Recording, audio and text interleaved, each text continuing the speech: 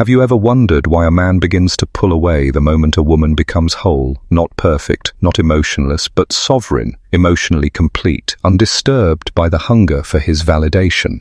It's as though her inner stillness echoes too loudly in the chambers of his unresolved psyche. Her silence, her unshakable calm, becomes a mirror, not of her coldness, but of his chaos. She is no longer the girl who waits for breadcrumbs, who cries at closed doors, who bends herself into softness just to be touched. No. This woman has seen herself in the darkest mirror. She has walked the underworld of her own despair, gathered her pieces from the floor of rejection, and chosen to rise, not to win him back, but to win herself. And that is what terrifies him. Because a woman who has done her shadow work, who no longer projects her wounds onto the masculine, becomes something almost mythic. She becomes the anima unbound, the sacred feminine no longer seeking permission to exist. To the uninitiated man, she is dangerous. Not because she harms, but because she doesn't need to be rescued. Her worth is no longer up for negotiation, her presence no longer depends on his affection. And most threatening of all, her love is no longer currency.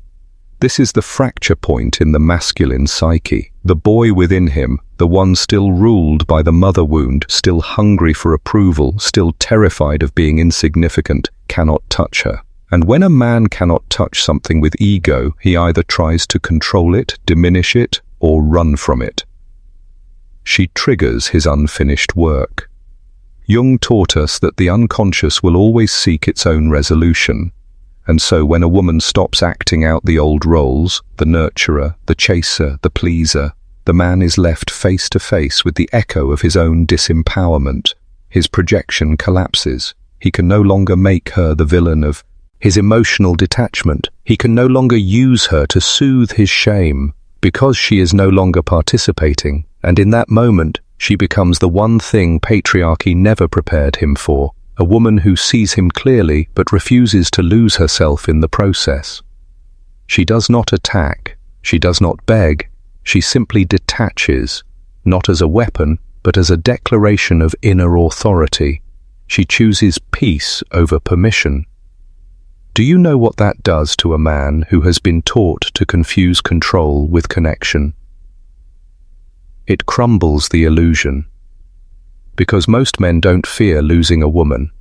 They fear confronting the part of themselves that was never worthy of her in the first place. They fear the mirror of her self-respect, because it shows them all the ways they've abandoned their own. And when a woman no longer dances for their attention, they accuse her of arrogance, coldness, bitterness. But here's the truth. She is simply done performing. She has grown tired of living on the stage of male projection, tired of being cast in roles she never auditioned for, the broken one, the savior, the emotional caretaker, and so she walked off, into herself, into her quiet power, into her sacred no. And that is when he realizes he cannot follow, not yet. Because to walk beside an emotionally sovereign woman is to meet every part of yourself you have buried. It is to be stripped of performance and faced with radical vulnerability. It is to abandon the pedestal or the leash and stand as an equal, raw, open, seen. And if he is not ready, he will call her difficult. He will call her intimidating. He will whisper to others that she's too much or too independent. But deep down, in the place he doesn't speak of, he knows she has mastered the very thing he has avoided, herself. The woman who no longer needs to be chosen becomes the one who chooses, not from scarcity, not from desperation, but from truth. And there is nothing more fearsome to a man ruled by ego than a woman who has nothing to prove. She is not here to fix him. She is not here to fill him. She is not here to lose herself just to make him feel found. She is the mirror and the fire. And only a man who has met his own darkness can stand in her light. There is a sacred violence in the way she no longer reacts. Not a cruelty, not malice, but a withdrawal of her former self. the self that once over-explained, the self that once softened truth to make him feel safe, the self that once confused love with self-erasure. That woman is gone. In her place stands someone who has met the abyss of longing and did not drown. She learned to sit with her unmet needs, to witness them without handing them over. She no longer uses a man as a balm for old wounds. She became the healer of her own hunger. And this is the transformation most men do not anticipate, the woman who rises in the absence of their presence. Because emotional sovereignty is not detachment from love, it is detachment from desperation. It is a shedding of neediness, of performative femininity, of the constant reaching that once passed for connection. And when she stops reaching, the air changes. What once felt familiar, the dance of withdrawal and pursuit, vanishes. He can no longer rely on her to chase the ghost of intimacy. He no longer holds the power of her self-worth in his hands. She has reclaimed it. This reclamation is not loud. It doesn't scream in doorways or weep into voicemails. It doesn't plead for closure. No, it moves like water, quiet, certain, unyielding, and that more than rage unsettles him, because he still expects emotional storms, not sacred silence. She is no longer trying to prove she's lovable. She knows she is. She is no longer afraid to be alone. She has already been alone. In 1,000 rooms filled with people who didn't see her, in 1,000 nights spent decoding half-hearted messages, in the presence of men who touched her skin but never her soul. Now, solitude is not a punishment, it is a sanctuary. He fears this, not because she is unreachable, but because she is no longer grasping. A woman who lets go without bitterness is a force unlike any other. She becomes the thing ego cannot manipulate, the mystery ego cannot decode, the presence ego cannot predict, and ego hates unpredictability. You see, when she was still ruled by fear, the fear of abandonment, of not being chosen, of being too much or not enough, she was easy to influence. Her emotions were tied to his attention. Her value was measured in his response. That gave him a false sense of control. But emotional sovereignty burns all of that to ash. She stopped asking, "Why won't he love me the way I love him?"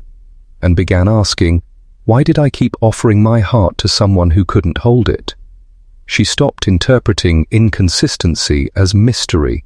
She stopped romanticizing emotional avoidance. She stopped believing that crumbs were a feast.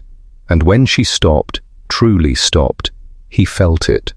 Not just the absence of her presence, but the absence of her energy.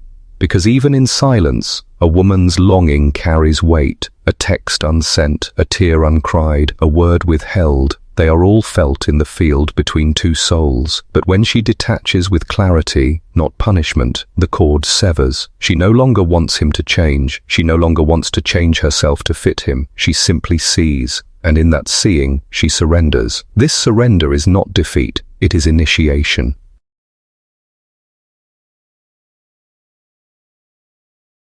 The Stoics spoke of amor fati, the love of fate, of what is. She embodies this now. She no longer resists the truth. She no longer argues with reality. If he is not capable of depth, of presence, of vulnerability, she will not force it.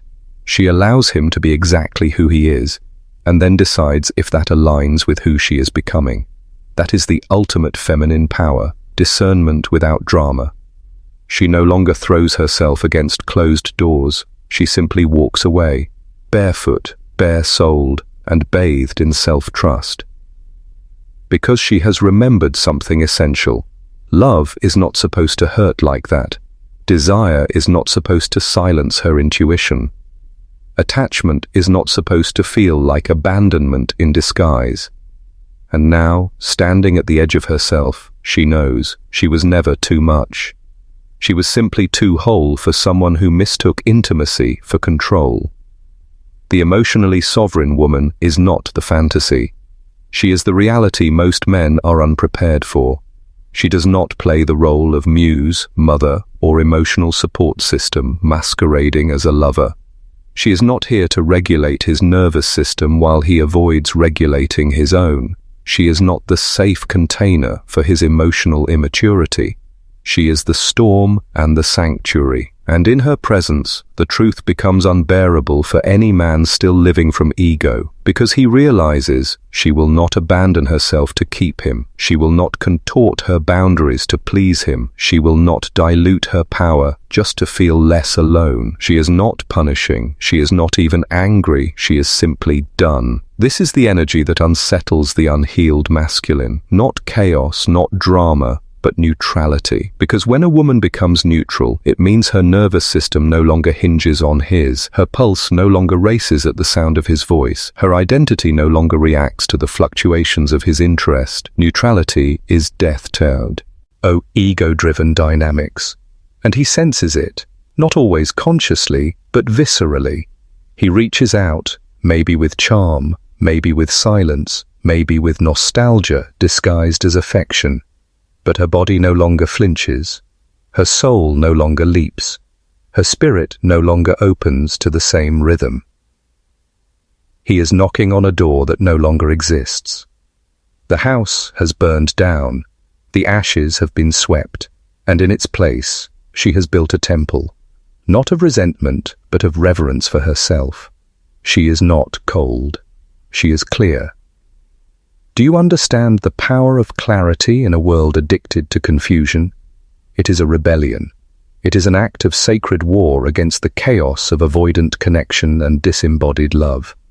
And in this clarity, she doesn't demand explanations, apologies, or reform. She doesn't weaponize silence. She simply becomes unavailable, not to love, but to self-betrayal. This is how the sovereign woman protects herself. She no longer explains her boundaries. She embodies them. She no longer begs for reciprocity. She becomes the standard. She no longer seeks closure. She is the closure. This is what makes her a mirror to the masculine, not because she reflects his greatness, but because she reveals his avoidance. He wanted her soft and pliable, but she is iron and velvet. He wanted her reactive, but she is still and decisive. He wanted her to orbit his inconsistency, but she became her own sun. He doesn't know what to do with that, because in the absence of her validation, he is forced to confront the emptiness he once filled with her devotion. And he realizes he never truly knew her. He only knew the version of her that hadn't yet remembered her power. Now she remembers, and in that remembering, she chooses herself. Not as an act of isolation, but of integrity, because love without self-abandonment is the only kind of love she will accept now. Anything else is noise. Do you feed? Well, that shift. The quiet withdrawal of her hope, the untangling of her emotions from his behavior, the moment she stops fighting for a seat at a table where her soul was never nourished. This is the turning point. And once she turns, she doesn't turn back.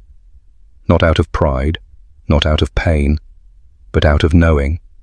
Knowing that the version of her who once clung to half-love was sacred too, but she has outgrown her. She has outgrown the story of chasing what was never secure. She has stopped confusing emotional survival with love. Now she breathes differently. Her presence expands.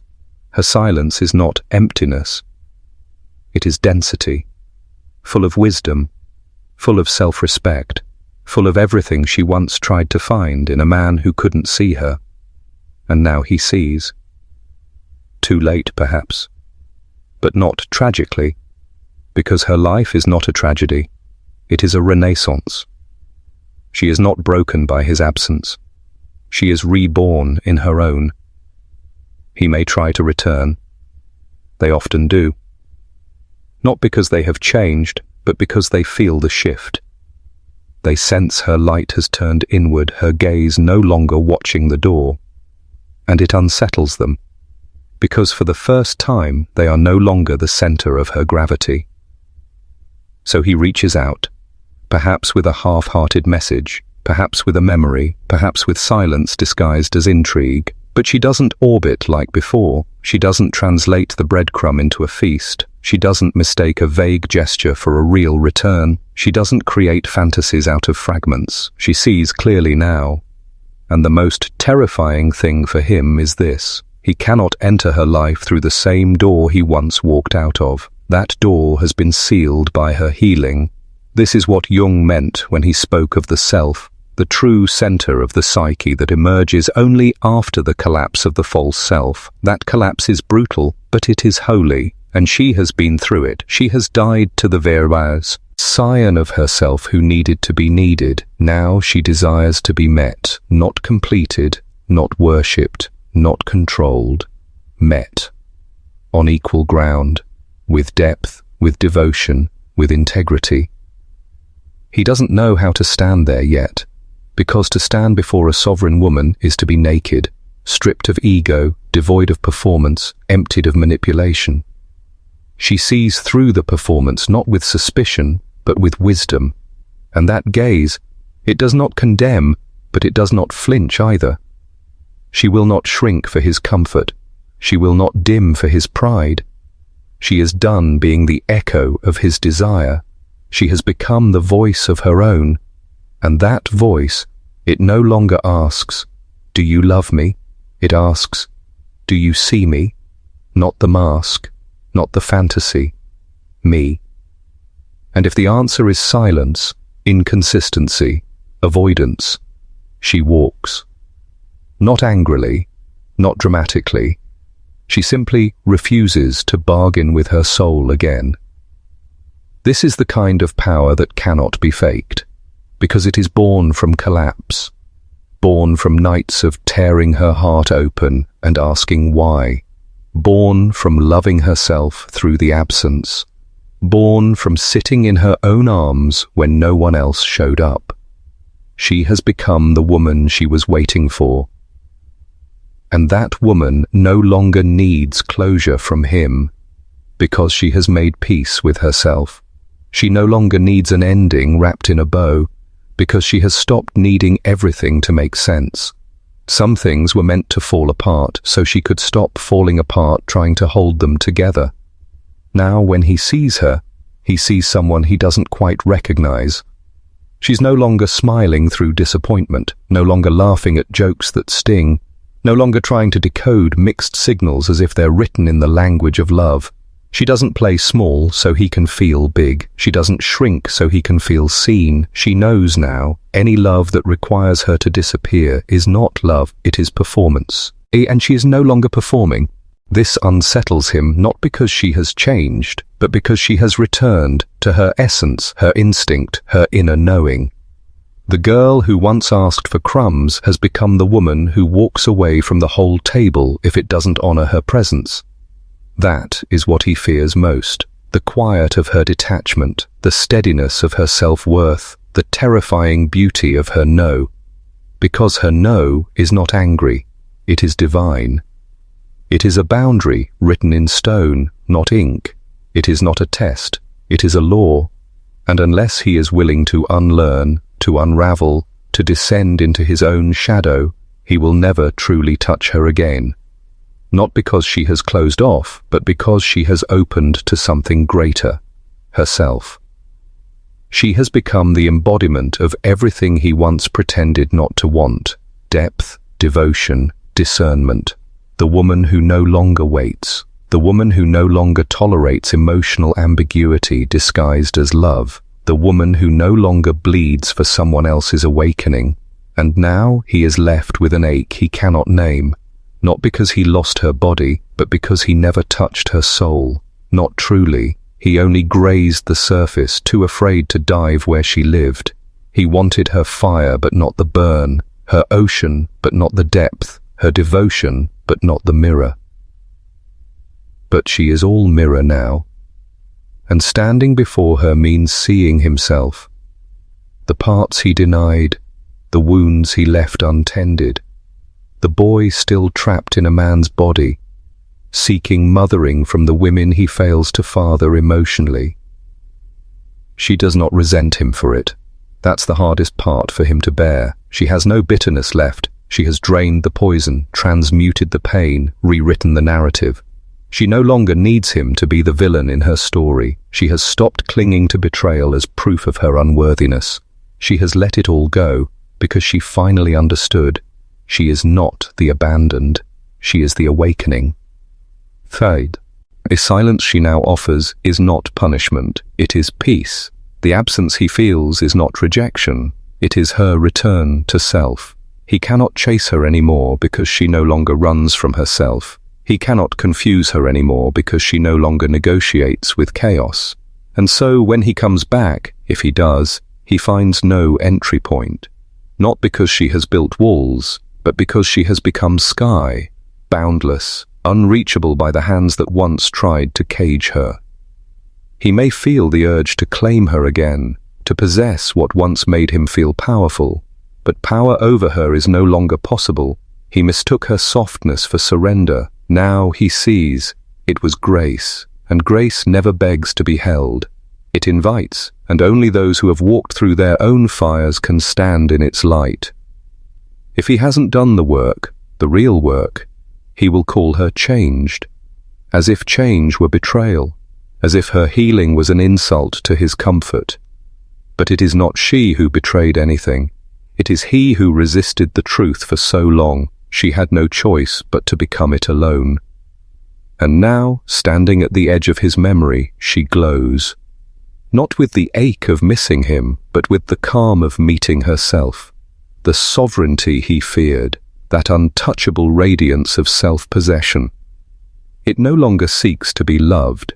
It is love, the highest form, the form that doesn't collapse when unreciprocated, the form that doesn't chase, the form that simply is. She no longer romanticizes potential.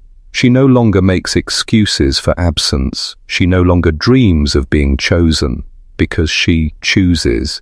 Not with vengeance, not with ego, but with clarity. And in that clarity, the world shifts. Men who once saw her as a prize to win now realize she is not a prize, she is a presence, one that must be met with devotion or not at all.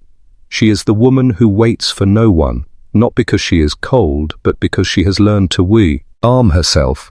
She is the woman who speaks with silence louder than pleas. She is the woman who stops responding not out of spite, but because she no longer wishes to explain her worth. She is the woman who lives, loves, and lets go, all with the same grace. And so, when he looks back, when he tries to understand how she slipped through his fingers, he will remember the moment it changed. Not when she left, but when she stopped asking to be loved in pieces. That is the moment she became whole. That is the moment he lost her. There is no revenge in her radiance, no spite in her silence, no bitterness in her boundaries. What she carries now is not the weight of the past, but the gravity of her own becoming. She no longer walks to be followed, speaks to be heard, or loves to be kept. She simply is, vast, unyielding, and entirely enough. This is the rare and final form of the feminine, the woman who has alchemized longing into presence, grief into grace, and rejection into redirection. The woman who no longer hopes to be saved because she has become the sanctuary, and this is what he will feel in the absence of her need. Not anger, not rejection, but the stillness of being replaced by her peace. He will remember how she once looked at him, with eyes full of belief, with hands that tried to hold his fear, with a heart that stretched too far. He will remember, because no one will ever touch him the way she did, not just his skin, but the space beneath his defenses. She loved from her essence. Before she even knew her worth, she gave like someone who did. That was her gift. That was her danger. That was why he never knew how to hold her. Because her love was never meant for boys playing men, and now she no longer offers it to those who tremble at its depth. She has entered the phase Jung described, the individuation of the feminine. She has stepped out of projection, out of dependency, out of the script. She no longer plays the roles written for her by culture, trauma, or romance novels. She has written her own mythology now, and in it she is not rescued, she is risen. When he finally sees this, not just her glow but the path she walked through fire to wear it, it may break something open in him. If he is lucky, that crack will not harden. It will become his entry point, not back to her, she is long gone, but back to himself. Because the woman who becomes sovereign is not the end of the story. She is the call. To every man who has clung to control, to every boy who has feared his softness, to every masculine soul still trying to conquer what he should revere. She is the reminder. The reminder that love is not ownership, that presence is not performance, that depth cannot be faked.